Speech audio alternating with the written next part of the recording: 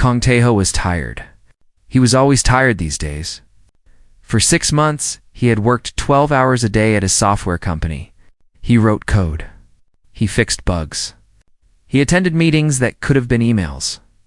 And when he came home to his small apartment in Neo-Seoul, he found dirty dishes, dusty floors, and empty food containers everywhere. It was the year 2187, and robots did most household work for people who could afford them. Taeho had saved his money for 2 years. Finally, he had enough credits to buy a Luna Model 7, the best household android on the market. It could cook, clean, do laundry, and even hold simple conversations. It was exactly what he needed. He placed his order on a Tuesday night. The delivery was scheduled for Friday at midnight. He could not wait. When Friday came, Taeho rushed home from work. He cleaned a small space in his living room for the delivery pod. He read the instruction manual 3 times. He even bought fresh groceries so the android could cook him a real meal at exactly midnight. His doorbell rang. Taeho jumped up from his couch and ran to the door. Outside, a large silver pod sat in the hallway. It was taller than him and shaped like an egg. The delivery drone had already flown away. He dragged the heavy pod inside his apartment and closed the door. His heart was beating fast. This was it. No more dirty dishes. No more eating instant noodles every night. His life was about to change. He pressed the release button on the side of the pod. There was a hissing sound as the door slowly opened. Cold mist poured out, covering the floor. Taeho leaned forward to see his new android, but what he saw made him freeze. Inside the pod was not a robot. It was a girl. She looked young, maybe in her early 20s. Her skin was pale lavender, like the color of spring flowers. Her hair was silver white and fell past her shoulders. She wore strange clothes made of a material he had never seen before. Her eyes were closed and she was curled up like a baby. Taeho stood there with his mouth open. He did not move. He did not breathe. His brain was trying to understand what he was seeing. "This is a joke," he whispered to himself. "Someone is playing a joke on me." He looked at the delivery receipt on the pod. It had his name, his address, and the product code for Luna Model 7. Everything was correct. But this was clearly not a robot. The girl suddenly moved. Her eyes opened slowly. They were large and golden, like 2 small suns. She looked around in confusion. Then she saw Taeho. Her eyes went wide with fear. She screamed. Taeho also screamed. She tried to climb out of the pod but fell onto the floor. She crawled backward until her back hit the wall. She was shouting words in a language he had never heard. His translator chip, the small device implanted behind his ear, was working hard to understand her. But the language was too strange. Taeho held up his hands. "I am not going to hurt you. Please calm down," the girl kept shouting. Tears were forming in her golden eyes. She looked around the room like a trapped animal looking for escape. Taeho did not know what to do. He took a step back to give her space. He made his voice soft and gentle. "My name is Taeho. You are safe here. I will not hurt you." The girl stopped shouting. She was breathing hard and fast. She looked at him with suspicion. Then she spoke again, slower this time. His translator chip finally caught a few words. "Where?" "This place." "Not ship." "Where?" "This is Earth," Taeho said slowly. "You are on planet Earth. In Korea. In my apartment." The girl's face became pale. Well, more pale than it already was. She looked absolutely terrified. She whispered something that sounded like Earth and primitive and no. "Hey, are you okay?" Taeho took a careful step closer. "You do not look well." The girl tried to stand up, but her legs gave out. She fell to her knees. Her whole body was shaking. Taeho could see now that she was very thin. Too thin. When was the last time she had eaten? Without thinking, he walked to his kitchen and grabbed a bottle of water. He approached her slowly like one would approach a scared cat and held out the bottle. "Water," he said. "Drink." She looked at the bottle with suspicion. Then she looked at him. He nodded and smiled, trying to look as harmless as possible. After a long moment, she took the bottle with trembling hands. She opened it and sniffed it first. Then she drank. She drank the entire bottle in seconds. More? Taeho asked. She nodded. He brought her 3 more bottles. She drank them all. Then her eyes started to close. She was fighting to stay awake, but her body was too weak. Finally, she collapsed onto the floor. Taeho panicked. He checked her breathing. She was still alive, just unconscious. He felt her forehead. She was warm. She had a heartbeat. She was definitely not a robot. What do I do? What do I do? He walked in circles around his small living room. Should he call the police? The hospital? The government? But what would they do to her? She was clearly not human. She was an alien. An actual alien in his apartment. He looked at her face. Even unconscious, she looked scared. She looked like someone who had been running for a long time. Someone who had nowhere safe to go. Taeho made a decision. Maybe it was stupid. Actually, it was definitely stupid. But he could not throw her out. He could not hand her over to strangers who might hurt her. He carefully lifted her from the floor.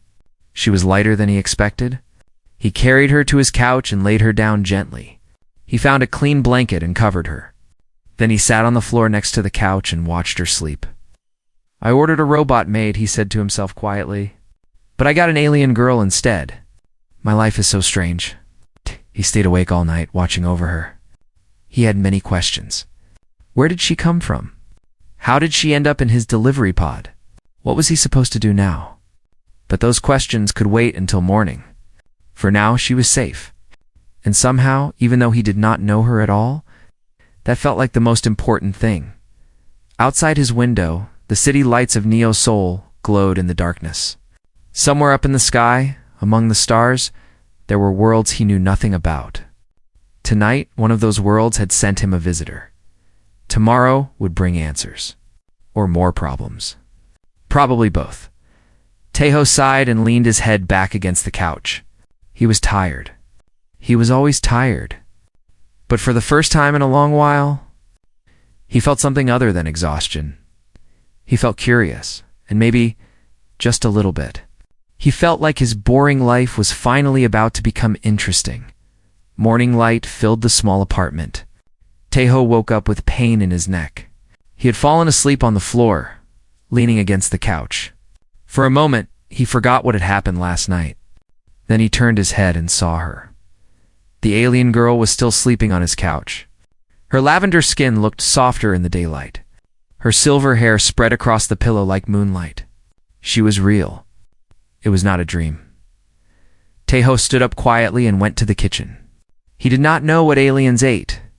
Did they eat human food? Would Earth food make her sick? He had no idea. But he had to try something. She looked like she had not eaten in days. He made instant ramyun. It was the only thing he knew how to cook well. He added an egg and some vegetables to make it more filling. The smell of the soup filled the apartment. The girl woke up. She sat up quickly, her golden eyes scanning the room. When she saw Taeho in the kitchen, she tensed. But she did not scream this time. She just watched him carefully. "Good morning," Taeho said with a small smile. "Are you hungry?" She did not answer. His translator chip was still struggling with her language. But she understood his gesture when he pointed at the food and then at her. He brought the bowl of ramyun to the coffee table in front of her. He also brought chopsticks and a spoon. She looked at the food with curiosity. She sniffed it. Then she looked at him. "It is food," he said. "Good food." "Well, okay food. I am not a great cook." She picked up the spoon and took a small taste. Her eyes went wide. Then she started eating fast, almost desperately. She finished the entire bowl in minutes. "More?" Taeho asked. She nodded. He made her 3 more bowls. She ate them all. After she finished eating, she seemed calmer, stronger. She looked at Taeho and tried to speak. His translator chip worked harder now, catching more words. "Thank you, food. Good. You kind.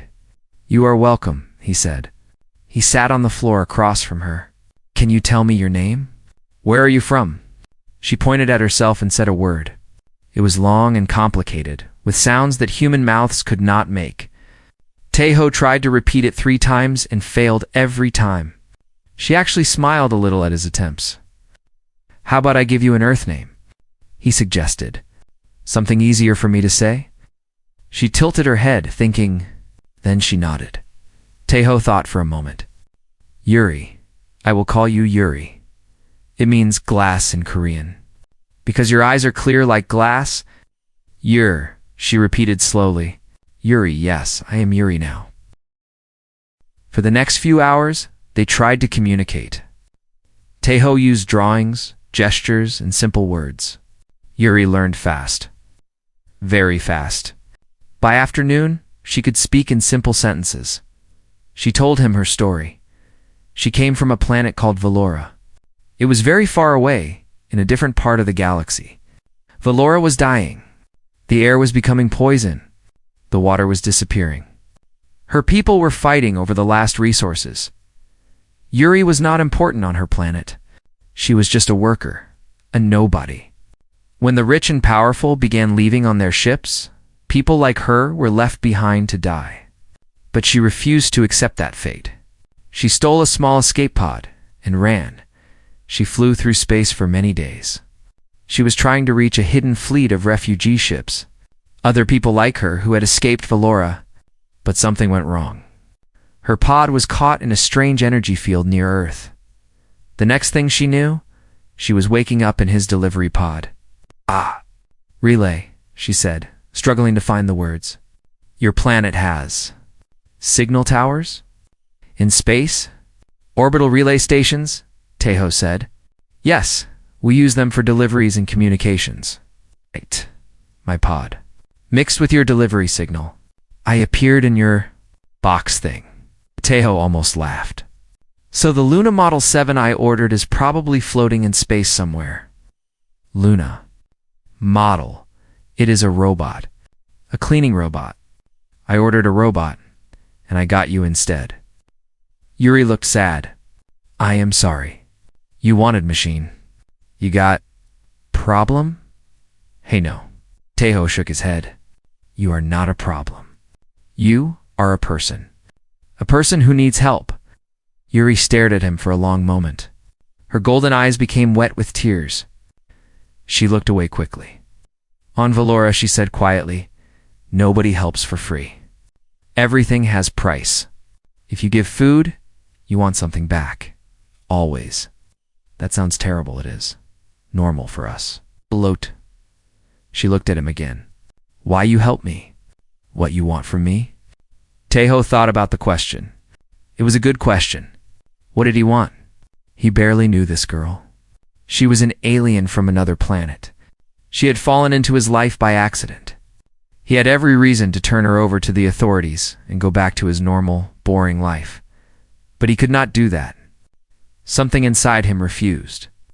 "I do not want anything from you," he said honestly. "You needed help. I could help. That is enough reason for me." Yuri wiped her eyes. "Humans are strange." "Yeah," Taeho smiled. "We probably are." Suddenly there was a knock at the door. Taeho's heart jumped. Yuri immediately looked scared. "Hide," he whispered. "In the bedroom? Go." Yuri ran silently to his bedroom and closed the door. Taeho took a deep breath and opened the front door. It was his neighbor Lee Soo-ben. She was a woman in her 30s who lived across the hall. She was nice, but very curious about everyone's business. "Good morning, Taeho." She smiled brightly. "I heard you got a delivery last night. A big one. New furniture?" "Oh yes, just a storage unit," Taeho lied. Soo-ben tried to look past him into the apartment. "I also heard voices this morning." A woman's voice. "Do you have a guest?" Taeho felt his face get hot. "That is, well?" At that moment, the bedroom door opened. Yuri walked out. She had found an old sweater of his and put it on. It was too big for her and covered her strange clothes. In the dim light of the apartment, her lavender skin could almost pass as pale human skin. Almost. "Hello," Yuri said carefully. Soo-ben's eyes went wide. "Oh my, who is this?" Taeho's brain worked fast. "This is my girlfriend Yuri. She is from Overseas. Very far overseas. She is staying with me for a while. Subin's face lit up with excitement. Girlfriend. Tae-ho, you never told me you had a girlfriend? She is so pretty. But her style is very unique. Is that the fashion where she is from? Yes, Tae-ho said quickly. Very unique fashion. Very foreign. You would not understand it. Subin looked at Yuri with fascination. Your skin is so pale, and your eyes are so unusual. What color contact lenses are those? She is very tired from traveling, Tae-ho said, pushing Subin gently back toward the door. We will talk later, okay? Thank you for visiting. He closed the door before Subin could ask more questions. Yuri looked at him. Girlfriend. It was the only thing I could think of. Tae-ho rubbed his face with his hands. I am sorry. I just needed a reason for you to be here. Yuri nodded slowly. I understand. Thank you. For hiding me. Tae-ho sighed and looked at her. This was only the beginning. He had so many problems to solve. How would he keep her hidden? What would she eat? Where would she sleep? What if someone discovered what she really was? But for now, she was safe. For now, that was enough. Are you still hungry? He asked. Yuri smiled a little. Always. Tae-ho laughed and went to make more ramen. His life had become very complicated in just one day. But looking at Yuri, sitting on his couch and trying to figure out how the television remote worked, he did not mind.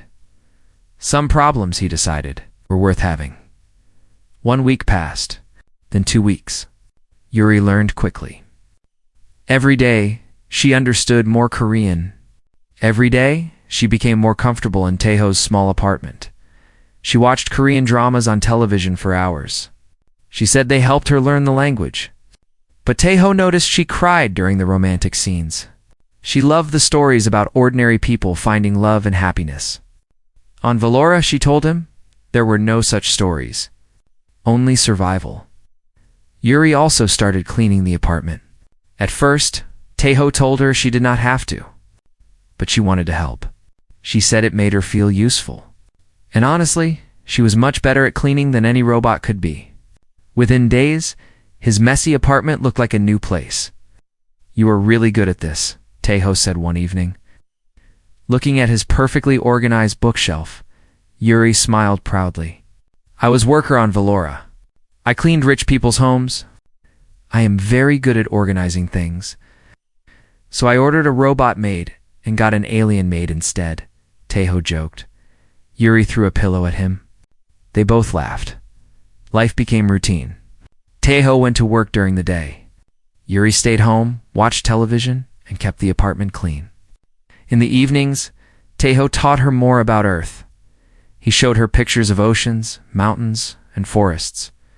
He explained human customs, holidays, and food. Yuri was fascinated by everything. On Valora, there were no oceans. No green forests. Only dust and dying cities. Earth, with all its problems, looked like paradise to her. I want to see ocean, she said one night, looking at pictures on his computer. One day. I want to touch the water. I'll take you, Tae-ho promised. When it is safe, but safety was always on his mind. Yuri could not stay hidden forever. Subin kept asking about his foreign girlfriend. His company was asking why he was working from home so much. And then there was his best friend, Park Jin-ho. Jin-ho was a conspiracy theorist. He believed in aliens, government secrets, and hidden technology. He ran a small website about strange events and unexplained phenomena. He was also very observant. When he visited Tae-ho's apartment one Saturday, Tae-ho knew it would be trouble. Nice apartment, Jin-ho said, looking around. It is so clean.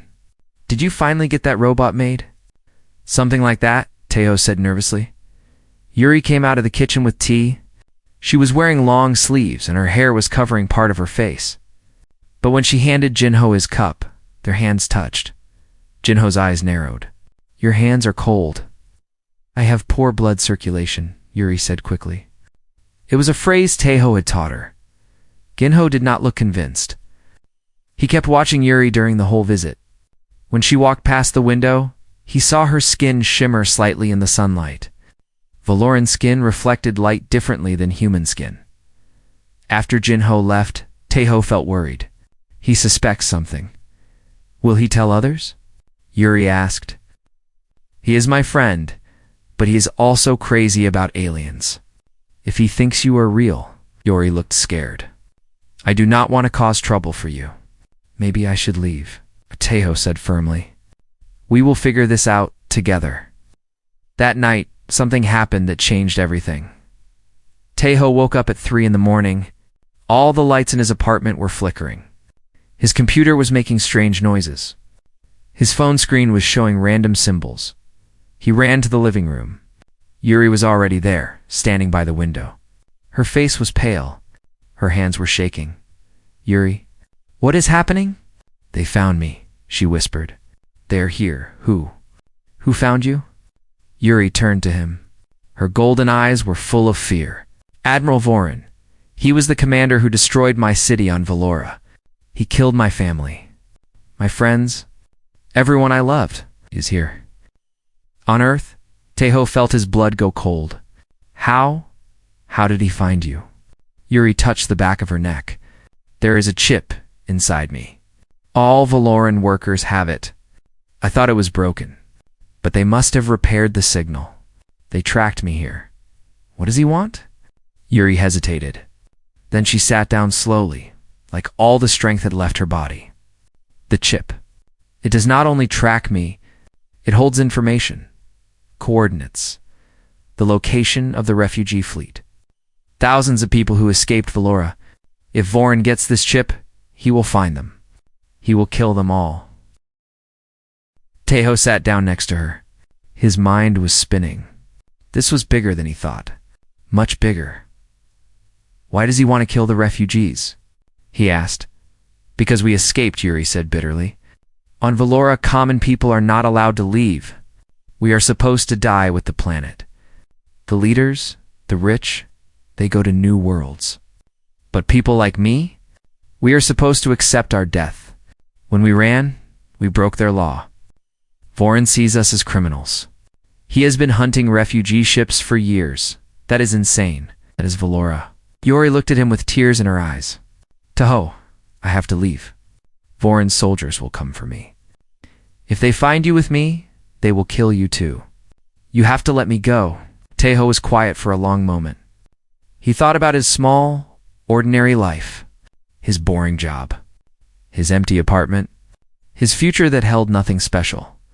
Then he thought about Yuri, about the refugees she was trying to protect, about what kind of person he wanted to be. He stood up and grabbed his jacket from the closet. What are you doing? Yuri asked. Coming with you? What? No, this is not your fight. Taeho turned to face her. His eyes were serious. You said on Valora, nobody helps for free.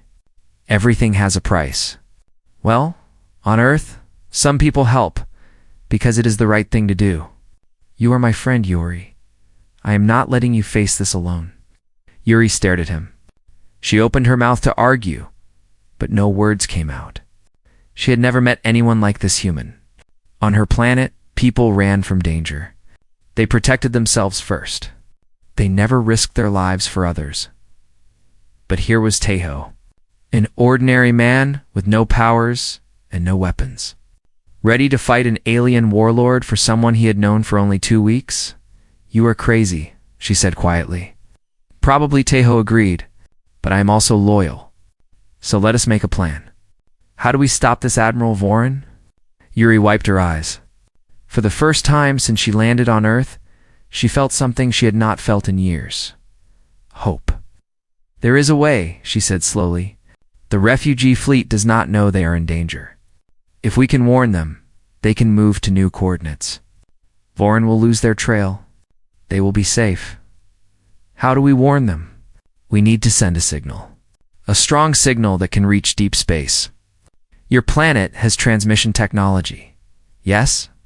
Taeho thought about it. There is an old transmission tower outside the city. It was built for deep space communication during the first Mars missions. It is abandoned now, but it might still work. Yuri nodded. If we can reach that tower, I can send the warning. The fleet will receive it and jump to safety. And that is the plan, Taeho said. We go to the tower. Outside, the sky was dark. Somewhere up there, enemy ships were waiting. Danger was coming. But for the first time, Taeho did not feel tired. He did not feel bored. He felt alive. He looked at Yuri and smiled. Let us save some aliens. Yuri laughed despite her fear. Humans were truly strange creatures. Strange and wonderful. Admiral Voron's ship descended through Earth's atmosphere like a shadow. It was invisible to human radar, hidden by technology far more advanced than anything on this primitive world. To his sensors, Earth was a small, unremarkable planet. Its people were weak. Its defenses were laughable. Finding one escaped worker should take no time at all. Voron stood at the command center of his ship, watching the screen. The tracking signal was clear now. The girl was in a city called Neosol. She was alone, frightened, and far from any help. This would be easy. Deploy the hunters, he commanded. Bring her to me alive. I need the chip intact. His soldiers obeyed without question. 6 armored warriors descended to the city streets, invisible to human eyes. They moved like ghosts through the night, following the signal, but Yuri was already gone. Taeho and Yuri moved fast through the dark streets. They stayed away from main roads and bright lights. Taeho knew this city well. He had grown up here. He knew every shortcut, every hidden path, every forgotten corner. Where are we going? Yuri whispered. The old subway tunnels, Taeho said. They were abandoned 20 years ago when the new magnetic train system was built. Nobody uses them now.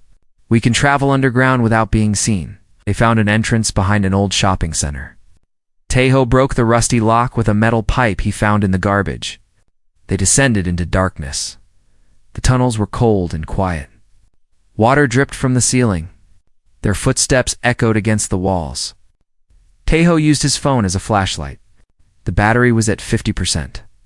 He hoped it would be enough. How far is the transmission tower? Yuri asked. At about 10 kilometers from here. We can reach it by morning if we keep moving.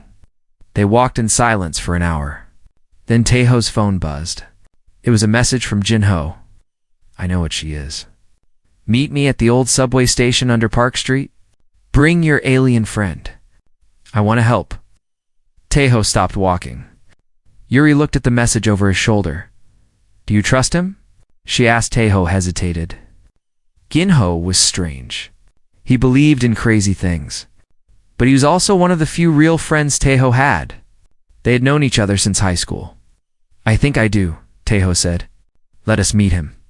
But be ready to run if something goes wrong. They changed direction and headed for Park Street Station. When they arrived, Jinho was waiting in the shadows. He was carrying a backpack full of electronic equipment. I knew it, Jinho said, when he saw Yuri clearly. I knew you were not human. Your skin, your eyes, the way you moved, everything was different.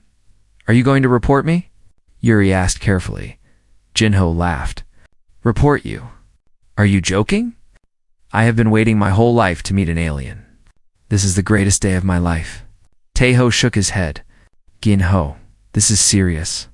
There are soldiers hunting her. Real alien soldiers.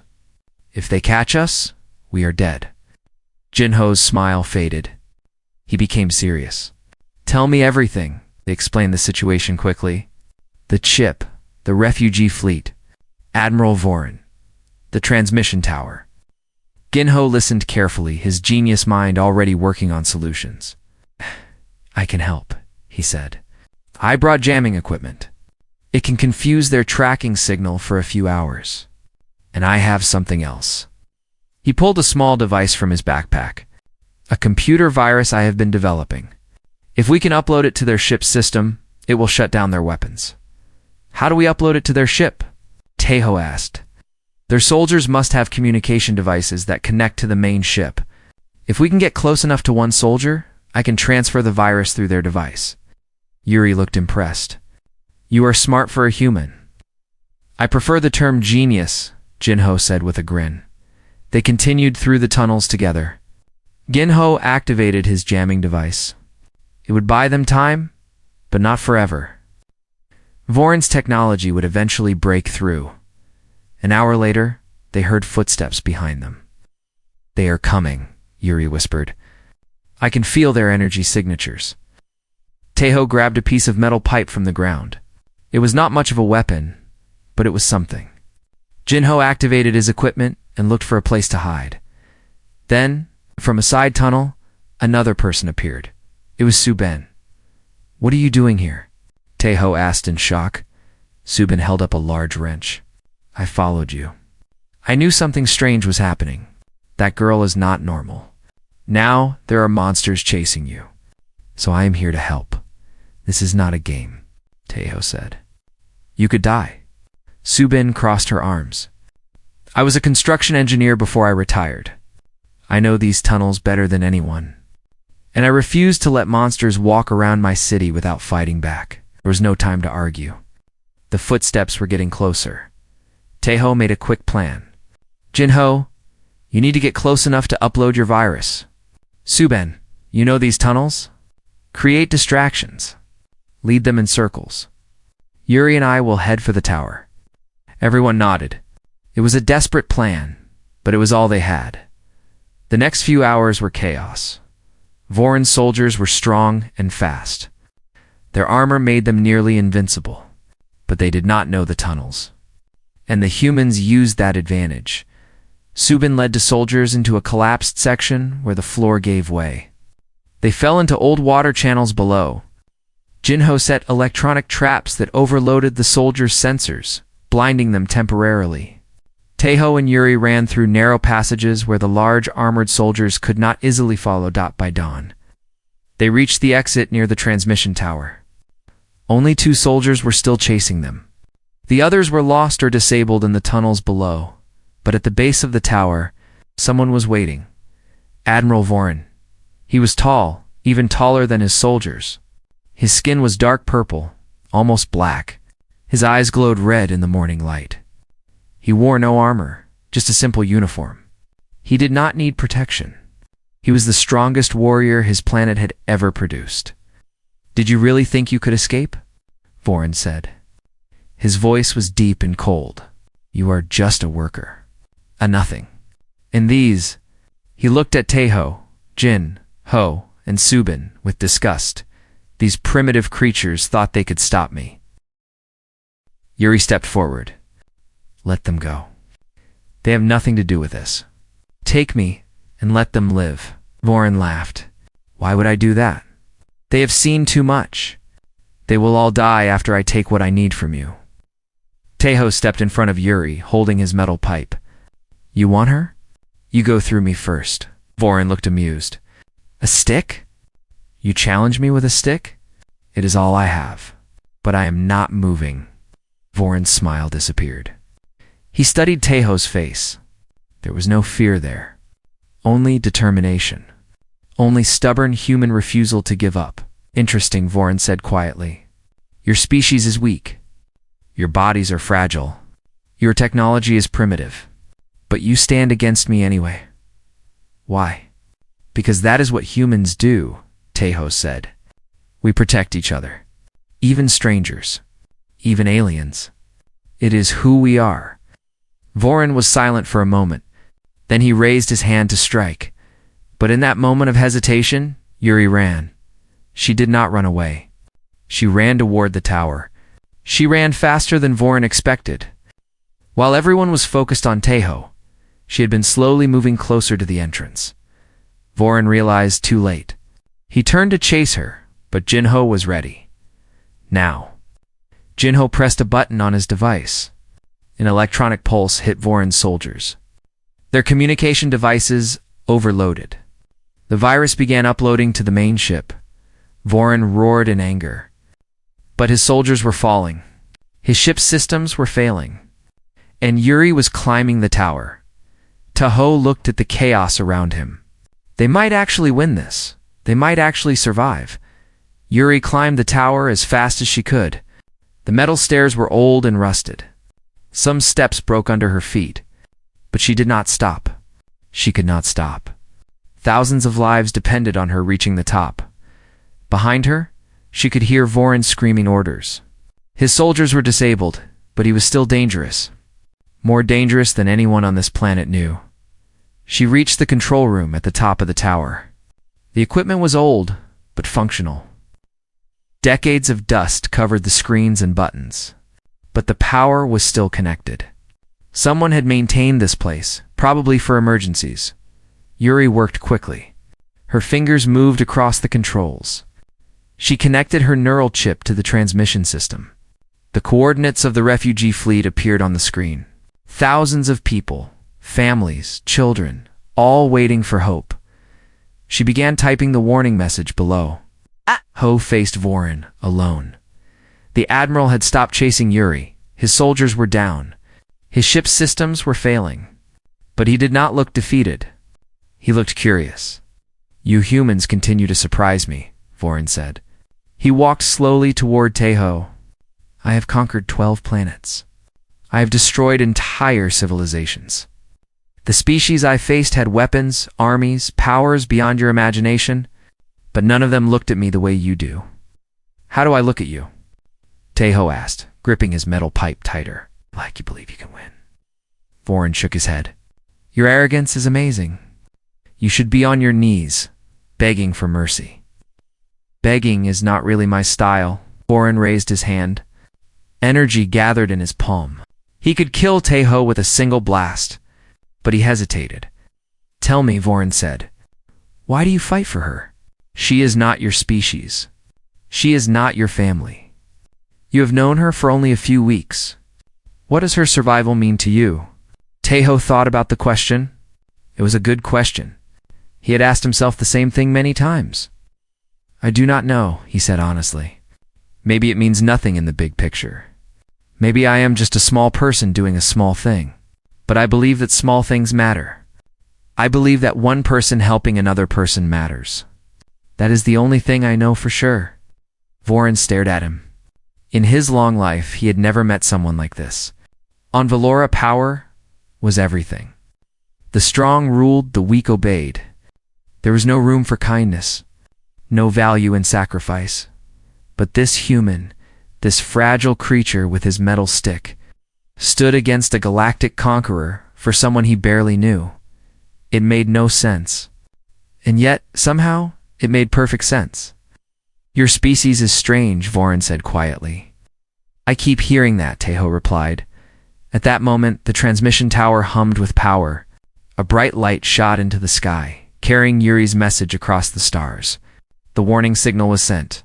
The refugee fleet would receive it in minutes. Vorin looked up at the light. His mission had failed.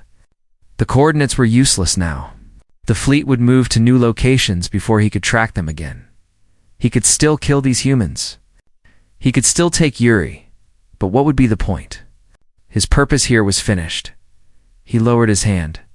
The energy faded. This is not over, Vorin said. I will find the fleet eventually, and I will remember this planet. I will remember you. I will be waiting, Teho said. Vorin smiled, a cold and empty expression. Then he turned and walked away. His damaged soldiers followed him. Within minutes, they were gone, ascending to their crippled ship in the sky. Teho fell to his knees. All the fear and tension he had been holding finally released. His hands were shaking. His whole body was shaking. Ginho and Subin ran to his side. Are you okay? Subin asked. I think so, Teho said. I think we actually won. We beat aliens. We actually beat aliens. Nobody is going to believe this. Yuri descended from the tower slowly. When she reached the ground, she looked at Teho with tears in her eyes. The message was sent, she said. The fleet received the warning. They are moving to safety right now. You saved them. You saved thousands of people. Teho shook his head.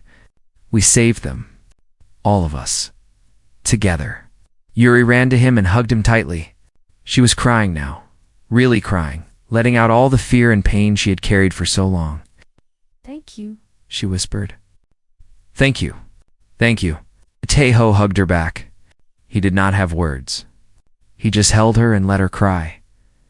The next few weeks were complicated. Government agents came asking questions.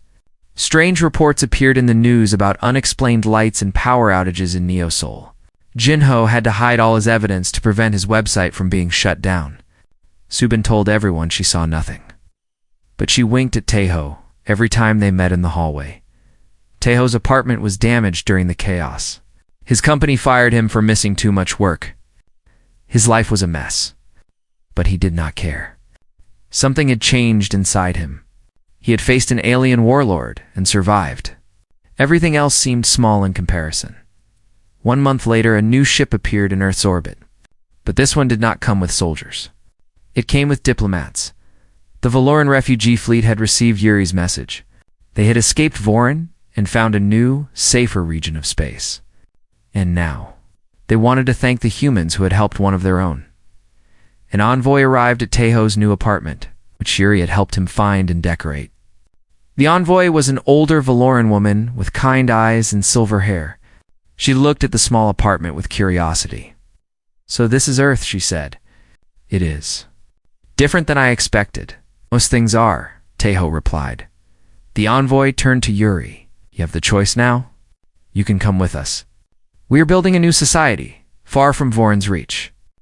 You would have a place among your people again." Yuri looked at Taeho, then at Subin and Ginho, who were standing in the corner of the room, pretending not to listen. Then at the window where the lights of the city glowed in the evening. She had dreamed of escaping Valora her whole life. She had dreamed of finding her people, of belonging somewhere again. Now that dream was within reach, but another dream had grown in her heart. During these strange weeks on Earth, a dream of staying, a dream of belonging here. "Don't stay a little longer?" she asked quietly.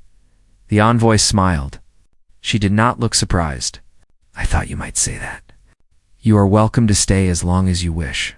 And perhaps," she looked at Taeho, "you can help us understand these strange creatures called humans?" Taeho laughed. "I am still trying to understand them myself." After the envoy left, Yuri sat next to Taeho on the couch. The same couch where this whole story began. "Are you sure?" Taeho asked. "You could be with your people. You could have a real home," Yuri smiled. "I think I already have a real home. It is small. It is messy. And the person living here only knows how to cook instant noodles. But it is home." Ho felt his face get warm. "I can learn to cook other things. I will teach you." Yuri leaned her head on his shoulder. "We have time." Outside, the stars shone brightly over Neosol. Somewhere among them, Vorin was plotting his revenge. Somewhere, the refugee fleet was building their new world. Somewhere, the universe was continuing its endless dance of danger and hope. But here, in this small apartment, two people from different worlds sat together in comfortable silence. They did not know what the future would bring. They did not know if Vorin would return. They did not know if their strange little family would survive what was coming. But they had hope. And on Earth, hope was always enough to start. Weeks later, a small package arrived at Taeho's door. Inside was a glowing cube with Valoran symbols. Yuri translated the message, her face going pale. The Admiral remembers. "The hunt continues." Taeho sighed. He grabbed his jacket from the closet and looked at Yuri. "Same team?" he asked. Yuri smiled and stood up. "Same team." Ginho appeared at the door holding strange equipment. Subin was right behind him with her favorite wrench. "We heard there might be trouble," Jinho said cheerfully. "We refuse to miss the fun," Subin added.